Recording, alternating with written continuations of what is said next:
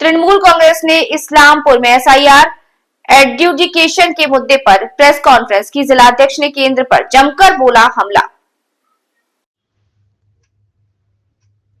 Press conference में तृणमूल कांग्रेस के उत्तर दिनाजपुर जिला अध्यक्ष कन्यालाल अग्रवाल, युवा जिला अध्यक्ष कौशिक गुण, इस्लामपुर ब्लॉक अध्यक्ष जाकिर हुसैन और तृणमूल कांग्रेस के अन्य नेता मौजूद थे।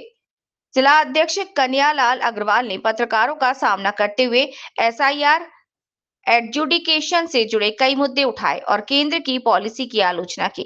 उन्होंने ये भी कहा कि तृणमूल कांग्रेस आम लोगों के हितों की रक्षा के लिए हमेशा मुखर रहेगी और लोगों के साथ खड़ी रहेगी। पश्चिम बंगाल के उत्तर दिनाजपुर से कैमरे पर निर्मल के साथ हिमांशु दास की रिपोर्ट। তাহলে তো এই পরিস্থিতি দাঁড়াবে। যাদের এই ভোটার লিস্টে নাম আছে 2024-এ যারা ভোট দিয়েছে তাদেরকে আবার একটা সুযোগটা দেওয়া হোক না কেন? যে ভাই বাই দিস টাইম এসআইআর প্রসেসটা চলুক। 2024-এর ভোটার লিস্টটা যদি অ্যাডপ্ট করা হয় যে ভাই 2024-এ পার্লামেন্ট ইলেকশনে যারা ভোটার ছিলেন সেই ভোটার লিস্টটা ইলেকশন কমিশন অ্যাডপ্ট করে নিয়ে এটা প্রসেস কমপ্লিট করতো। যদি এটা কমপ্লিট হয়ে যেত তাহলে এটাকে প্রায়োরিটি দিত। যদি কমপ্লিট না হতো তাহলে তো ইলেকশনটা তো ডিউ টাইমে করতে হবে। এখন এই প্রসেসটাতে আন্ডার অ্যাডজুডিকেশন প্রসেসে অনারেবল সুপ্রিম কোর্ট এটা জুডিশিয়াল অফিসারদের দায়িত্ব দিয়েছেন অ্যাডজুডিকেট করার। তো আমরাও বুঝতে পারছি না, যেহেতু supplementary voter list day to day বের করা হতো সেটা বেরোচ্ছে না, কতগুলো অ্যাডজুডিকেট হচ্ছে সেটাও আমরা বুঝতে পারছি না। আবার এটাকে এই ব্যাপারটাতে দল থেকে আমাদেরকে নির্দেশ দিয়েছেন যে আপনাদের যেগুলো ভোটারদের, আমাদের মুখ্যমন্ত্রী, আমাদের দলের সাধারণ সম্পাদক শ্রী অভিষেক বন্দ্যোপাধ্যায় প্রথম থেকেই এই ব্যাপারটাতে একটা উনি বাস করে তারাই ভারতীয় মুসলিম। তো এখানে পাকিস্তানি, আমরা কি বলবো পাকিস্তানি মুসলিমদের নাম তুলতে?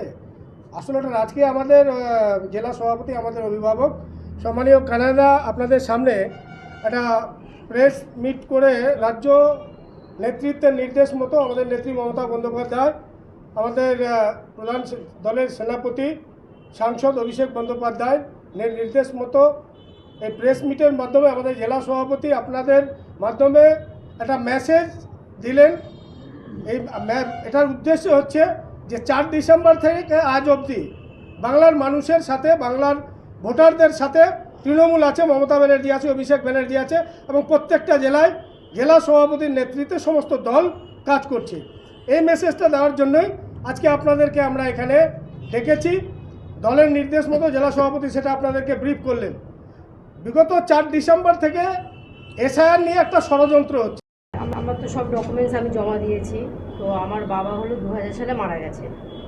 আর আমরা যে ঠিকানায় আগে থাকতাম পলাশী বিডিও অফিস, তো ওই ঠিকানাটা আমরা স্থানান্তরিত করে রানাঘাট আসি। তো ওই ঠিকানা আসার পরে আমার মা অনেকবার চেষ্টা করেছে ভোটের নাম তুলতে। তো মা তো অত কিছু বোঝে না, অনেক আগে যেটা হয় 30-35 বছর আগেকার গল্প এটা। তো তখন মাকে বলা হয়েছিল আপনি যে ঠিকানাটা ছিলেন ওখান থেকে ভোটটা ট্রান্সফার করতে হবে। তো মা যথারীতি ওখানে গেছে। তো 2002 সালে এসআইআর হয়েছিল, কেউ জানে না তখন, আমরা তো বুঝতেই পারিনি। এখন যেরকম সবাই জানছে, বুঝছে, এত কিছু হয়েছে, তখন যদি ওই ব্যাপারটা থাকতো তাহলে নিশ্চয়ই আমার মা যেত। তো কোনো কারণে মা 2002 সালে ওখান থেকে ভোটার কার্ডের নামটা কেটে গেছে। কেটে যাওয়ার পরে তো ওখান থেকে যখন কেটে গেছে তো মা আবার পরে গিয়ে ভোটটা ট্রান্সফার করে নিয়ে এসছে। 2005-এ নামটা উঠেছে।